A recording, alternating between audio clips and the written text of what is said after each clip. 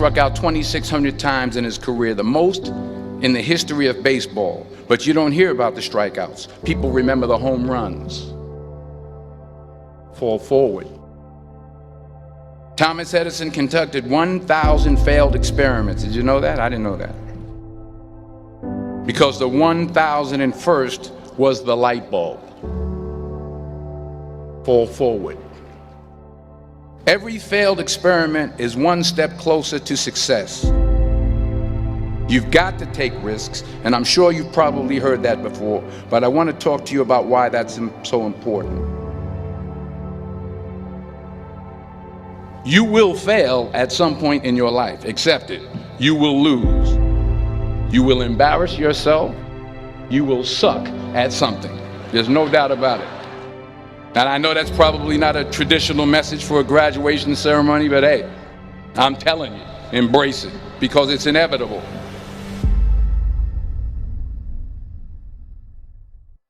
In the acting business, you fail all the time. Early on in my career, I auditioned for a part in a Broadway musical. Perfect role for me, I thought, except for the fact that I can't sing. I didn't get the job. But here's the thing. I didn't quit. I didn't fall back. I walked out of there to prepare for the next audition, and the next audition, and the next audition. I prayed. I prayed. And I prayed. But I continued to fail, and fail, and fail. But it didn't matter, because you know what? There's an old saying, you hang around the barbershop long enough, sooner or later you're going to get a haircut. So you will catch a break, and I did catch a break. Last year, I did a play called Fences on Broadway. But here's the kicker. It was at the Court Theater. It was at the same theater that I failed that first audition 30 years prior. The point is, every graduate here today has the training and the talent to succeed. But do you have the guts to fail? If you don't fail, you're not even trying. I'll say it again. If you don't fail, you're not even trying. To get something you never had, you have to do something you never did. So imagine you're on your deathbed, and standing around your deathbed are the ghosts representing your unfulfilled potential. The ghost of the ideas you never acted on. The ghost of the talents you didn't use. And they're standing around your bed, angry, disappointed, and upset. They say, we came to you because you could have brought us to life, they say. And now we have to go to the grave together. So I ask you today, how many ghosts are going to be around your bed when your time comes?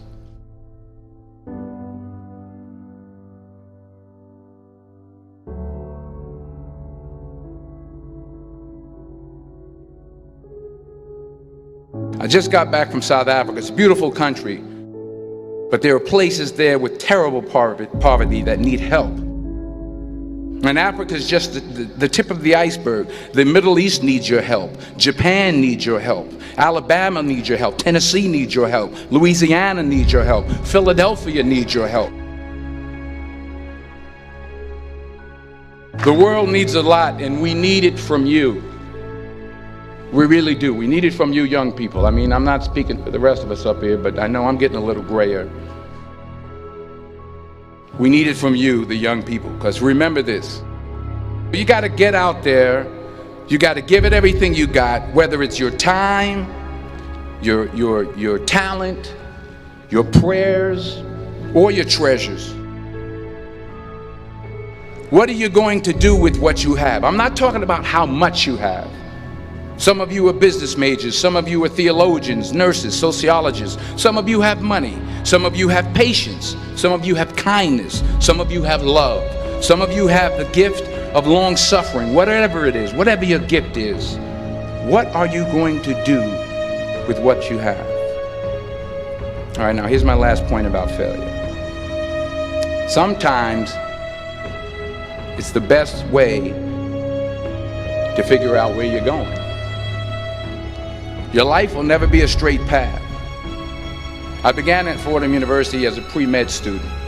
I took a course called cardiac morphogenesis. I couldn't read it, I couldn't say it, I sure couldn't pass it. So then I decided to go into pre-law, then journalism. And with no academic focus, my grades took off in their own direction. I was a 1.8 GPA, and the university very politely suggested that it might be better to take some time off. I was 20 years old, I was at my lowest point. And then one day, and I remember the exact day, March 27th, 1975, I was helping my mother in her beauty shop. My mother owned a beauty shop up in Mount Vernon. And there was this older woman who was considered one of the elders in the town. And I didn't know her personally, but I was looking in the mirror, and every time I looked at the mirror, I could see her behind me, and she was staring at me. She just kept looking at me. Every time I looked at her, she kept giving me these strange looks. So she finally took the dryer off her head and she said something I'll never forget. She said, "Young boy, I have a prophecy, a spiritual prophecy." She said, "You are going to travel the world and speak to millions of people." And in the years that followed, just as that woman prophesied, I have traveled the world and I have spoken to millions of people through my movies. Millions who up till this day couldn't see me, who up till this day I couldn't see while I was talking to them, and they couldn't see me, they could only see the movie. They couldn't see the real me. But I see you today, and I'm encouraged by what I see. And I'm strengthened by what I see. Because taking risk is not just about going for a job. It's also about knowing what you know and what you don't know. It's about being open to people and to ideas.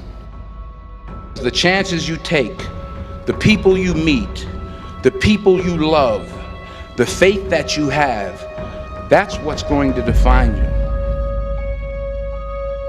Never be discouraged. Never hold back. Give everything you got. And when you fall throughout life, remember this: fall forward.